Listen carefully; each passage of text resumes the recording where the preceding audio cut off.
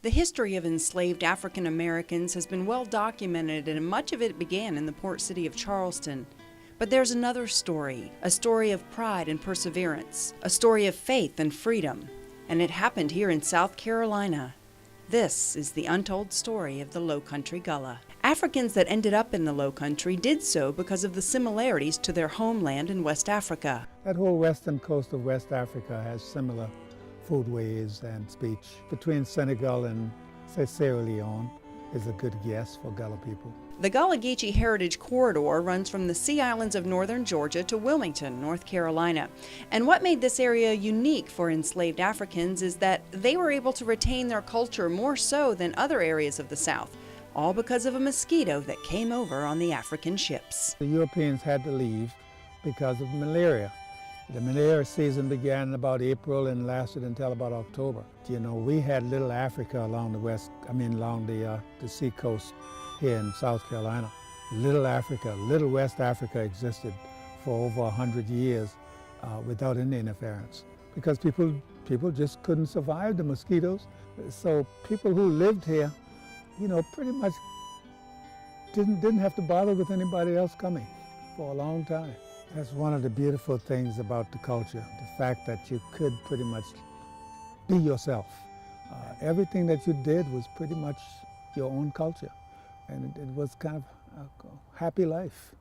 But people always believed that they could make it with the help of God, and that was really something very important. That's why you have the churches.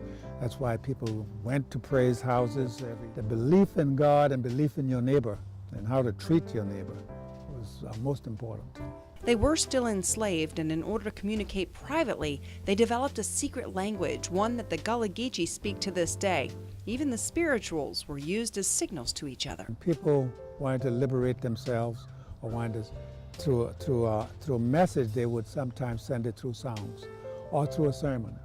And these were secret code that even the master doesn't understand. Wade in the water was a signal to you can wade in the water, and you know the hunger could lose your trail if they're trying to chase you. So I'm gonna let it shine.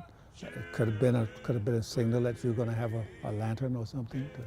Harriet Tubman came into this area before the Union came in. Mitchellville was established by the Union after they captured Hilton Head in 1861. In 1862, shortly after the Emancipation Proclamation was signed, the Battle of Port Royal gave the Union Army control of Hilton Head Island, and that was to be the first step toward freedom. They came out here and they put the flotilla of ships up here, and they did what they called the Ring of Fire. They just sailed in a circle, fired at Fort Beauregard and Fort Walker. This is the North. This is the North, okay. The Union Army. Union General Ormsby Mitchell proclaimed that the land the people had once toiled under the chains of slavery was now their own. Good people, you have a great work to do, and you are in a position of responsibility. It seems to me a better time is coming.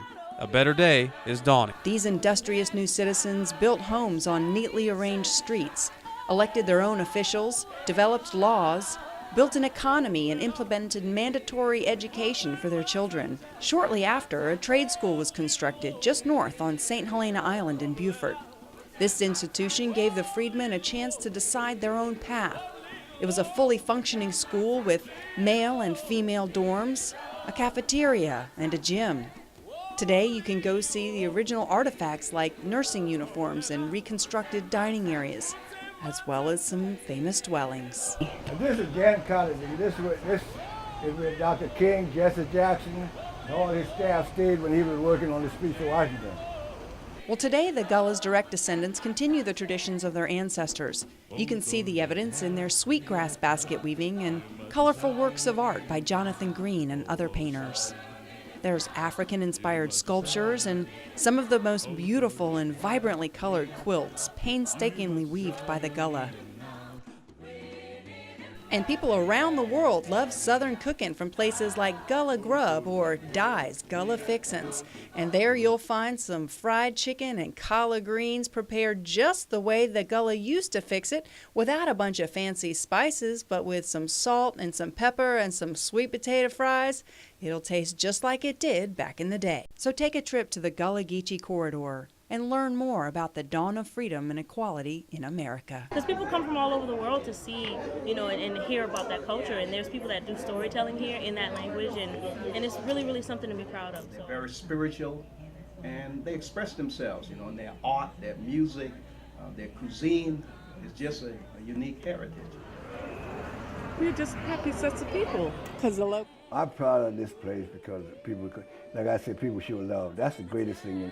To me, the greatest thing in this world is you show love for one another. That's what it's all about. For Watch Fox News, I'm Alexis King.